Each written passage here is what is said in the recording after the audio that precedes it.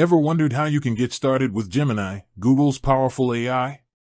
It's actually a lot simpler than you might think. Whether you're looking to brainstorm ideas, get help with your writing, or just explore the future of AI, signing up for Gemini is your first step. And the best part?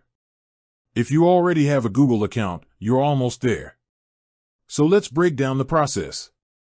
First, you have a couple of options. You can use the web-based version by going to gemini.google.com, or you can download the Gemini mobile app from the Google Play Store on Android devices. If you're using the web, all you need to do is head to gemini.google.com. You'll see a button to sign in. Since Gemini is connected to your Google account, you'll simply use your existing email and password.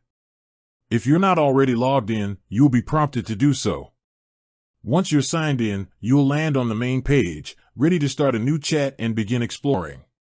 Now, if you're on an Android device, you can also get the Gemini app. Just open the Google Play Store, search for Gemini, and hit install. The app will then integrate with your Google account.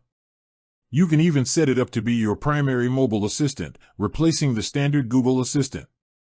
This lets you access Gemini by saying "Hey Google" or using other quick gestures on your phone. That's really all there is to it.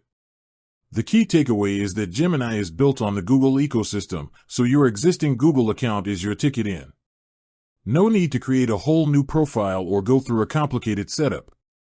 It's designed to be seamless, giving you quick access to a powerful AI assistant for all your creative and productivity needs. With that said, thanks for watching, and until next time.